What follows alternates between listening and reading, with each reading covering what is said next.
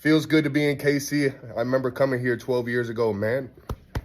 It's an honor and a pleasure, and I can't wait to get after it these next 2 years, but no better than right now. Getting fired up for this year. Just got out on the field with the boys. Doggone, we're back at it, baby. Chiefs forever. Kelce. I think he's the greatest tight end to have ever played this game. Start talking about Travis Kelce as one of the greatest players in NFL history. Who has ever meant more to a team when it matters most than Travis Kelce? Travis Kelce just got paid, ladies and gentlemen. He just signed a 2-year contract extension, making him the highest paid tight end in the NFL. But first, thanks for watching All Chiefed Up. We're back with another podcast for that ass. Steve, let's talk about it. Before we get the show started, just want to say thanks for watching All Chiefed Up. Do your boys a favor and hit that like button. It just takes a second. And also subscribe to the channel if you haven't already. We're trying to get to 30,000 subs as quickly as possible. Let's go. Mike, Travis Kelce is the highest paid tight end in the NFL. Yes. Because he is the greatest. The greatest. The greatest. The greatest. Tight end of all time. Of all time, Ian Rappaport reports no more champagne problems. The Chiefs and All-Pro and Pro Bowl tight end Travis Kelce have agreed to terms on a new 2-year contract extension to make him the NFL's highest paid tight end. Sources say the deal was done by his longtime agent, Mike Simon. Now, with @MilkHoneySport, Steve, Travis Kelce continues to kill it. He's getting paid. His girlfriend's getting paid. She just released the best-selling album in the world, the most streams in a 24-hour period. And now this guy's out here. They're counting stacks, baby. They're going to build a house with stacks of hundreds. Right. I could have totally made this like a better headline for Ian Rappaport, and it would have been way more efficient. Oh, yeah. Tight end GOAT gets paid highest NFL contract and has the richest girlfriend of all time. Basically, everyone hand him your money. Money. They complained. It's been a talking point for the past week or two that Travis Kelce has been severely underpaid. I think even poor maybe guy. Tyreek Hill come out and just said that, right? He said that Travis Kelce has been underpaid. And then lo and behold, here it comes. This was a talking point last season when they said Travis Kelce was taking lots of money suppression just to take Pfizer ads and all sorts of things. You know what I mean? I know. Hey, I'm glad we've locked him up, Steve. Look, it is definitely what he deserves. He's the best tight end in football. He should be the highest paid tight end in football. I get it. But at the same time, man, like, come on, bro. I'm not going to cry for this man. Come on. It's insane. You're not going to cry for a guy that's just sleeping on pillows of money Mike, with his arm around Taylor Swift. You're not going to cry for that? He might have been one paycheck away from signing up for food stamps.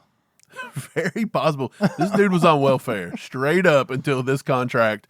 Look, man, I'm glad he got it. Patrick Mahomes Patrick Mahomes has come out this week and said, man, I love Brett Veach. Then he comes out today and he says, man, we got Travis Kelce. I told you guys I wasn't going to let him go nowhere. Did anybody ever have a Patrick doubt? loves everything, baby. Patrick just loves. He's living a life right now. Him and Brittany, a.k.a. the new Sports Illustrated supermodel. He's got 2 beautiful children. This guy's rolling it. He just got back from a month-long Disneyland vacation.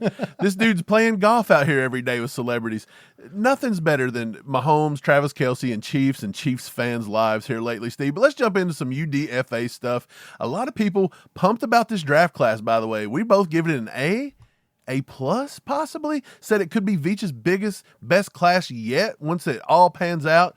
But let's talk about some UDFAs because his work was not finished, Steve. Let's jump right in with number 1 on the board.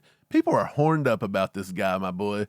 Carson Steele, running back, fullback from UCLA, has committed to playing for the Chiefs. This is what they say about him. Steele was raised in Greenwood, Indiana. He has a pet alligator named Crocky J, baby. J since he was in 1st or 2nd grade, and the alligator has grew to 4 or 5 feet in length. In high school, he rushed for 1,659 yards and 31 touchdowns. As a senior in 2020, he tallied a total of 5,900 rushing yards during his high school career. He was selected as Mr. Football in Indiana after the 2020 season. And then, of course, we know he went on to play football at UCLA, Steve. Do we have a picture of Crocky J? Check this out. We do. Look at Crocky J. He's like Steve Irwin. He is. He's like a little Steve Irwin. He's like, good day, mate. I got me a crocky. Crikey, mate. Well, he went to college at Ball State, I believe, and ended up transferring to UCLA. This kid is just a big ball of muscle, basically. If you read anything about him, that's what it talks about. He's just super strong and really good shape.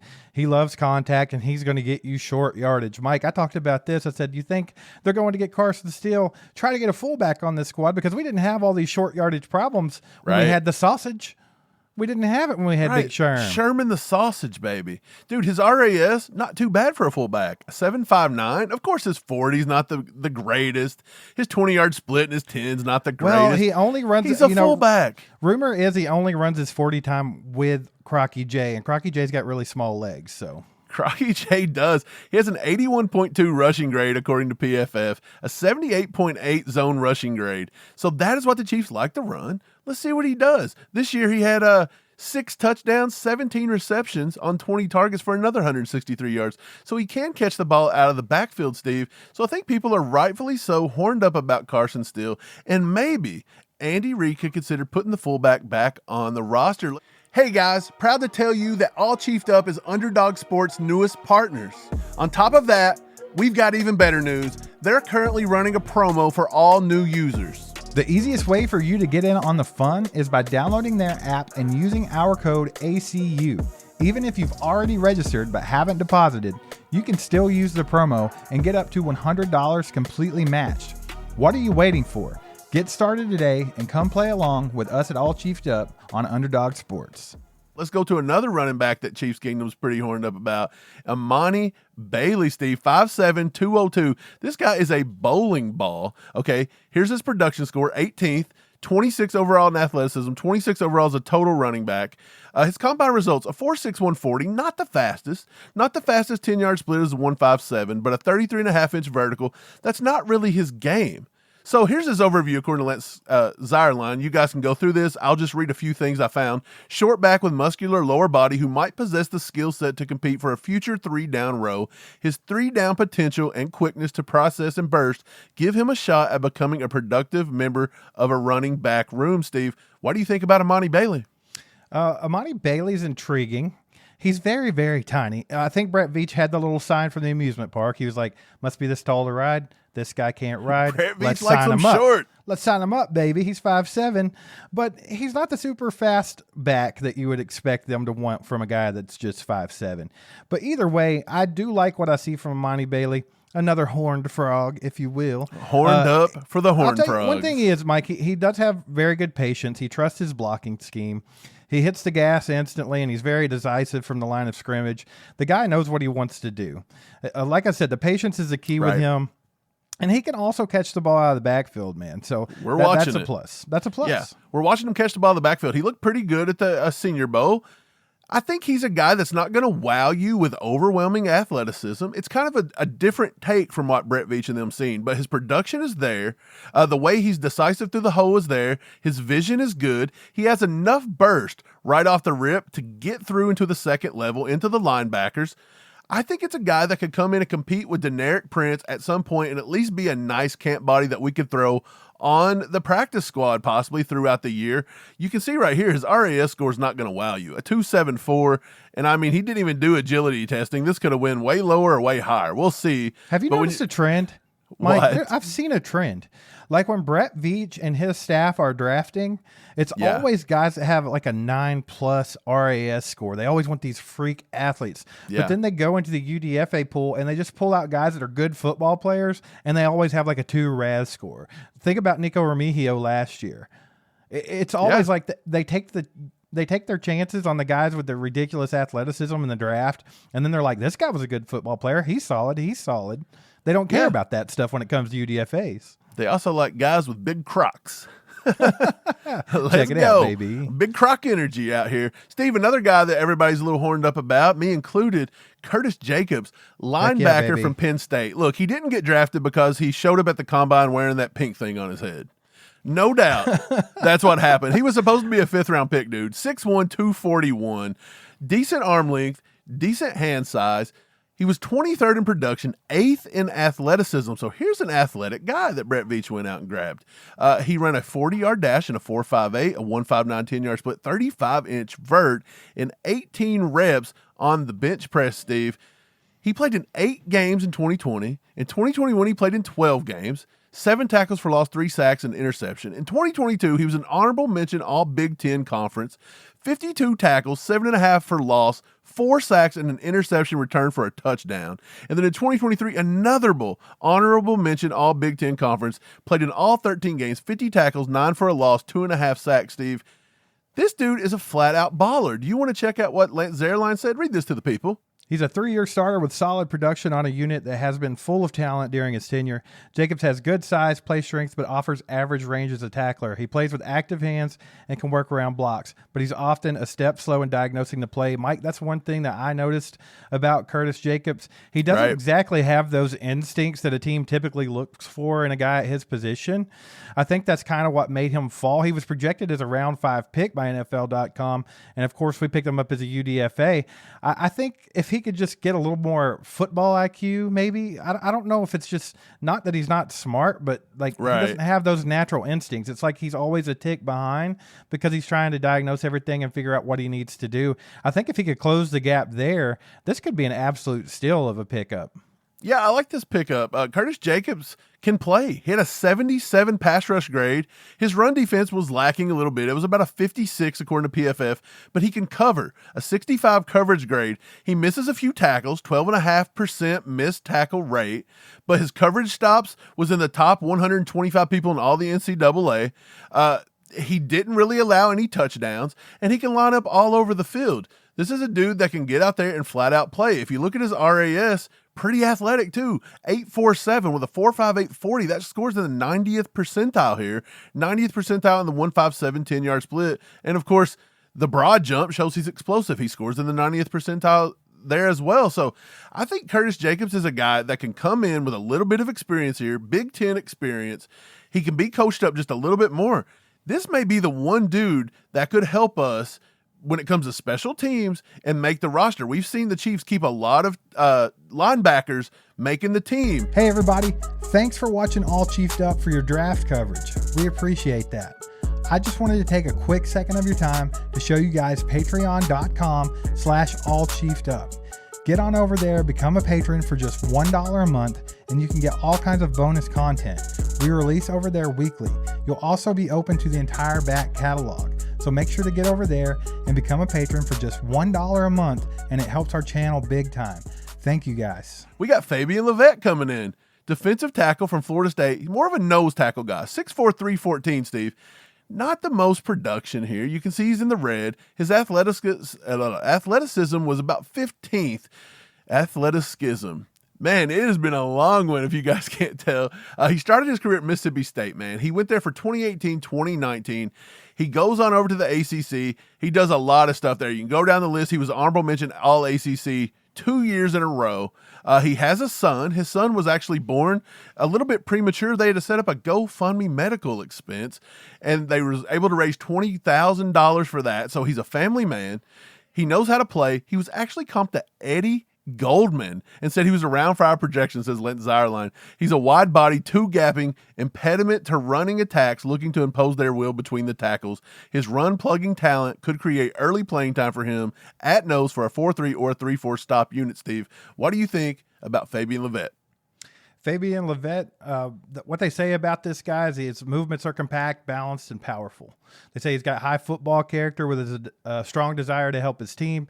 Heavy hands should give him the ability to improve as a pass rusher. A quick punch and extension allow him to control single blocks. There's a lot of good things about Fabian. And like you said, they were projecting him as a round 5 guy, and this is another one that fell out, and the Chiefs has said, ooh, that's very nice value. Let's see what we can get out of this guy. I like it, Mike. We need help at the defensive tackle position. A lot of Chiefs fans were upset that we neglected it in the draft. But hey, they got a guy that was projected as a 5th rounder now coming in, and we got him as a UDFA. So I think they can kind of breathe easier knowing that we have somebody in there competing alongside Mike Pennell, Derek Nottie, and all those guys. Right. Fabian Lovett was actually our number 11 defensive tackle. And of course, he's a nose tackle, so that would have made him our number 2 nose tackle. I actually liked him a little better than Christian Boyd. I liked him a little better than McKinley Jackson, and I liked him better than Jordan Jefferson. All those guys got drafted. Fabian Lovett did not. And at 6'4", 313, I thought He should have been drafted. It made no sense. The guy had an 82.5 PFF run defense grade, a 10% run stop rate, and when he was out there during passing downs, he actually won. He had a pass rush win rate at 7%, okay? He played over 337 defensive snaps this year, and granted, he didn't get any sacks, but he managed to get 10 hurries and 2 batted balls. He played 40 snaps in the A-gap, 277 snaps in the B gap, and he even got over tackle for 20 snaps. So that is a piece that Spags can move up and down the defensive line. I think Fabian Lovett has a chance to possibly be a dark horse to make himself onto this team, Steve. And that's going to bring us to the last person we have, and that is going to be Reggie Brown, wide receiver from James Madison, the James Madison Dukes, baby. A wide receiver, 6'1", 195 from Lakeland, Florida. You can see his 2023 stats right here, Steve. In 2023, he had a breakout season, 53 catches, 1,054 yards, 9 touchdowns. He averaged almost 20 yards a catch. According to Aaron Wilson, standout wide receiver Reggie Brown will sign a rookie deal with the Chiefs after going undrafted. He was a first-team All-Sunbelt Conference wide receiver last year. I just read you the stats. They go on to say Brown set a James Madison single-game record with 202 receiving yards versus UConn. He accumulated 4 100-yard games during this breakout season. Steve, what do you think about Reggie Brown? I think it's a nice little addition. Yeah, Reggie Brown, there's not much to think about there, but he does pass the eye test if you watch his tape. I think he's a solid receiver. I think the Chiefs have a very deep wide receiver room right now. There's a ton of guys. I mean, they're only going to take maybe 6 on this roster. I don't see them going 7 again, and there's just so many names in that wide receiver room now. It's going to be a long uphill battle for Mr. Reggie Brown to make this squad, but he definitely could be a nice addition to the practice squad. I think so too, because James Madison, they actually had a very surprising football season this year. They were winning a lot of games. He was a big key, integral part of that. He gets open. He's a deep vertical threat. He's not the smallest guy either at 6'1", 205 or something like that. So he does have a lot of good size to him. I think he'll come in and compete. He'll push some of these guys at the back end of the roster. And I think he's got a chance to possibly be a dark horse, maybe practice squad guy. So with that being said, Steve, who's your favorite UDFA that the Chiefs have brought in? So, of course, we didn't mention all the UDFAs. There's a big, long laundry list of these, and we could get into that, but we won't. We just talked about the most popular ones, the fan favorites, if you will. Of course. I know a lot of people are really going to like Carson Steele just because he gives you that full back row, and people remember, you know, Sausage and guys like that could get us that short yardage, and we didn't have to worry so much about it. Not to mention all the fullbacks seem to be very eccentric. They're characters, bro, and they're fun to have around. So I think a lot of people are going to like him. I think Curtis Jacobs is probably my favorite, just off of pure value. Like I was saying earlier, Mike, if they can close the gap on, you know, just a little hesitation of him trying to diagnose plays and get his, I know it's kind of hard to install instincts into somebody. It's just not how that works. But if they could figure out where that gap is there and get him just a little bit quicker off the cuff, I think he could be a huge piece for the Chiefs as a young linebacker. And like you said, they took a lot more last year than we thought on the final roster, and he could get some special teams work and also just be a depth piece at linebacker. I like it a lot. Right. I think for me, I like Jacobs. I really do. I think that was great value there. He's supposed to be a round 5 pick. And I agree with everything you said about Carson Steele. I think this is a way Andy can kind of get a fullback back on the roster. We may see that again because we talked about not maybe going back to the 7 wide. I think the big uphill climbs here are going to be Reggie Brown and Emani Bailey. I just don't think Emani Bailey's got enough speed and pop to really make it work. And I also believe Deneric Prince it's not the last you've heard of Deneric Prince. I believe he's going to be able to come in here and he's going to do some good things during camp, Steve. But for me, the one guy I really like is Fabian LeBlanc.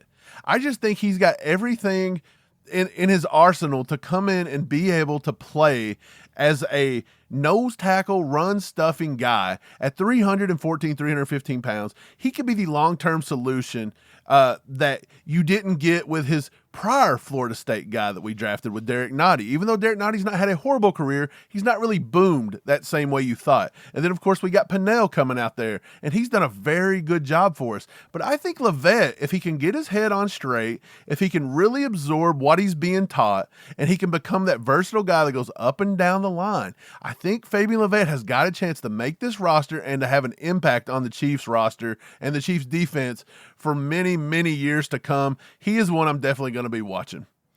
Just to throw in some of these names so you guys know who some of the other UDFAs are, here's a list. I don't know if it's a complete list because I think they added some more this morning. I got to get some more info on.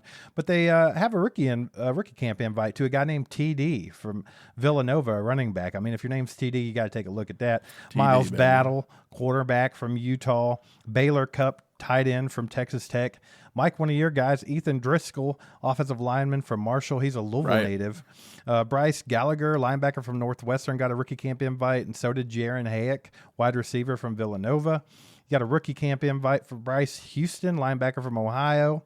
Mario Kendricks, edge from Virginia Tech, got the rookie camp invite. So did Sam Lockett, safety from Washington State.